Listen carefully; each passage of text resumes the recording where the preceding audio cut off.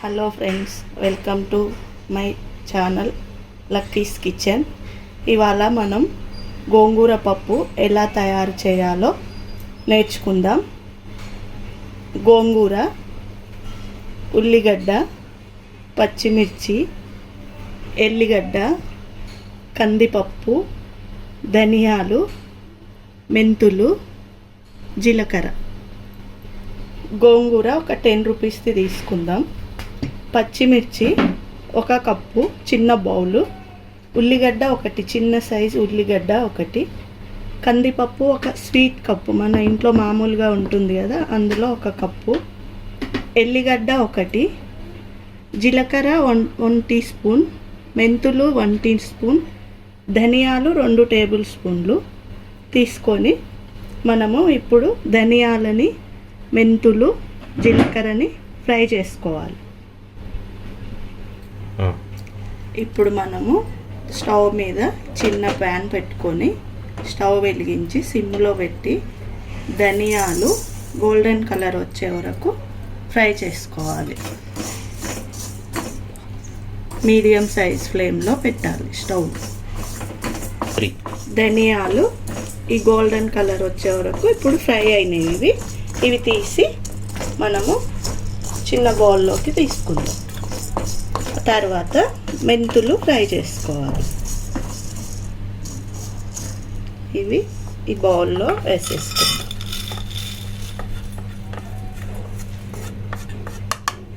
ఇప్పుడు మళ్ళీ ఇదే ప్యాన్ పెట్టి ఇందులో మెంతులు 1 టీ స్పూన్ తీసుకున్నాము.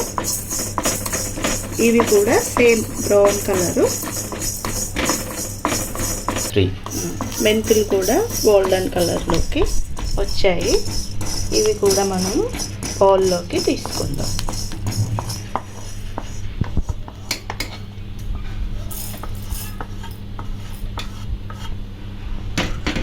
ఇప్పుడు జీలకర్ర కూడా సేమ్ ఫ్రై చేసుకుందాం. అలాగే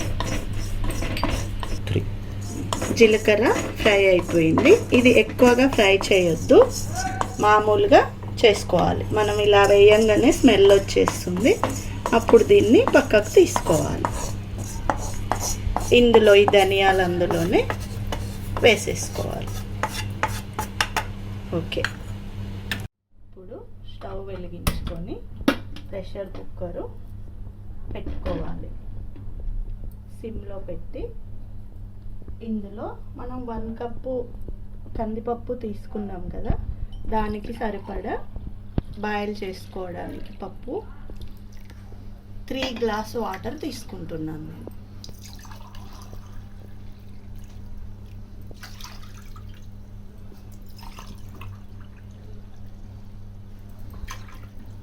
త్రీ గ్లాస్ వాటర్ తీసుకున్నాను కదా, వాటరు వేడయిన తర్వాత మనం తీసుకున్న పప్పు ఇందులో వేసుకోవాలి.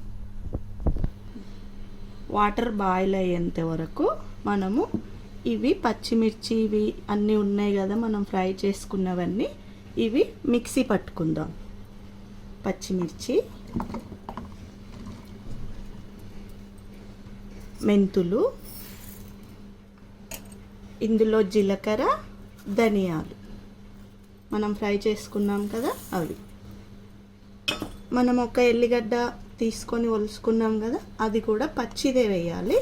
ఇందులో వేసి వీటిని కచ్చా పచ్చాగా మిక్సీ పట్టుకుందాం.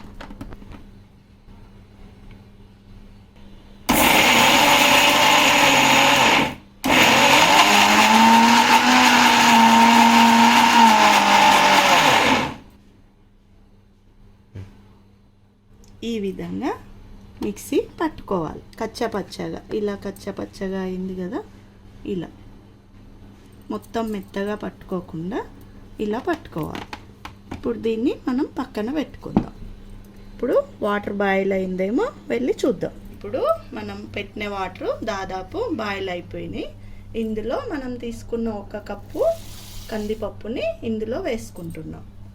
తర్వాత ఆనియన్ తీసుకున్నాం కదా, చిన్న ఉల్లిగడ్డ, ఈ ఉల్లిగడ్డ కూడా ఇందులో వేసేసుకుందాం. ఇప్పుడు ఇందులోనే మనం నీట్గా కడిగి పెట్టుకున్న గోంగూరని ఇందులో పెట్టాలి. ఈ నీట్గా కడిగి పెట్టుకున్న గోంగూరని ఇందులో పెట్టాలి. వాటర్ అంతా వంపేసుకొని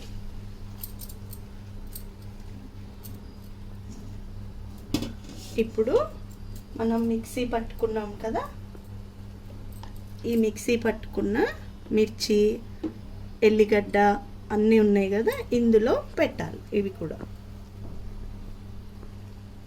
ఇలా ముద్ద పెట్టేసి దీని మీద మనం ఇప్పుడు ఆయిల్ పోయాలి. ఇప్పుడు ఆయిల్ మనం మామూలుగా కిచెన్లో అందరి ఇళ్ళల్లో ఉంటుంది ఇలాంటి స్పూను. దీంతో 3 స్పూన్ ఆయిల్ ఇందులో వేసుకోవాలి.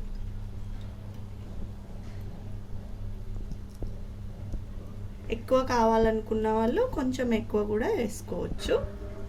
నేను 3.5 వేస్తున్నాను.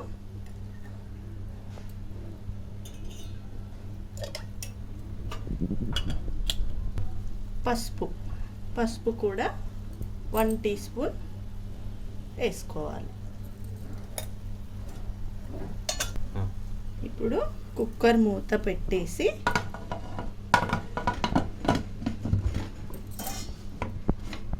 విజిల్ పెట్టాలి. 5 విజిల్స్ వచ్చిన తర్వాత స్టవ్ ఆఫ్ చేసుకోవాలి. 5 విజిల్స్ వచ్చే వరకు వెయిట్ చేద్దాం.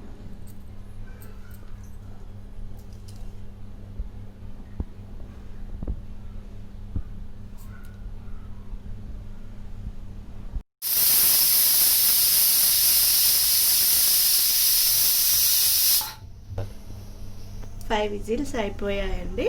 ఇప్పుడు స్టవ్ బంద్ చేసుకొని విజిల్ పోయేంత వరకు ఆగి కుక్కర్ ఓపెన్ చేసుకుందాం. విజిల్ వెళ్ళిపోయిందండి. ఇప్పుడు దీన్ని మనము కొద్దిగా ఉంది కాబట్టి ఇలా తీసేసుకుంటే అయిపోతుంది, ఏం పర్లేదు.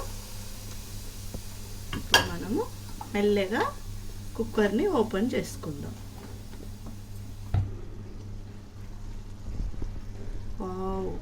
పప్పు చాలా బాగా ఉడికిందండి. మనము ఇందులో ఇప్పుడు మన రుచికి సరిపడా సాల్ట్ వేసుకోవాలి. మనం తీసుకున్న వాటిని బట్టి 2 స్పూన్ల సాల్ట్ వేసుకుంటున్నాను.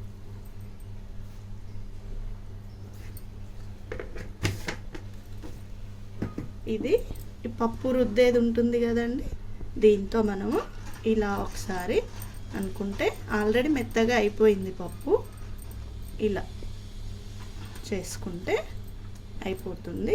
మనం టేస్ట్కి తగ్గట్టు ఇష్టం ఉన్న వాళ్ళు దీన్ని మళ్ళీ పోసి పెట్టుకోవచ్చు, లేదంటే ఇలాగే తినేయచ్చు. అన్నంలో రైస్తో పాటు ఇలాగే తినేయచ్చు. నేను పోసి పెట్టట్లేదండి. పోసి పెట్టకుంటే, ఎందుకంటే మనం ఆల్రెడీ ఆయిల్ ఇందులో వేసేసాం కదా, అందుకు ఇది టేస్ట్ అయిపోతుంది. మళ్ళీ ఆయిల్ వేసి పోపు పెట్టనవసరం లేదు. కొంతమందికి టేస్ట్ కొరకు మళ్ళీ పెట్టుకుంటారు. ఇప్పుడు మన పప్పు రెడీ అయిపోయింది. గుమ్మగుమ్మలాడే గోంగూర పప్పు రెడీ. ఇందులో లైట్గా పైన కొత్తిమీర ఇలా కట్ చేసి వేసుకుందాం. దీన్ని ఇప్పుడు ఒక బౌల్లోకి తీసుకొని పెడదాం. ఓకే ఫ్రెండ్స్, ఇప్పుడు మన గోంగూర పప్పు రెడీ అయిపోయింది. రైస్తో సర్వ్ చేసుకొని తినొచ్చు. ఇందులో నెయ్యి వేసుకొని తింటే కూడా చాలా బాగుంటుంది. ఇలాంటి మరిన్ని వంటల కోసము మీరు లక్కీస్ కిచెన్ని లైక్ చేయండి, షేర్ చేయండి, సబ్స్క్రైబ్ చేయండి. Okay friends, thank you. పక్కనున్న బెల్ ఐకాన్ని క్లిక్ చేయడం మర్చిపోకండి. Thank you.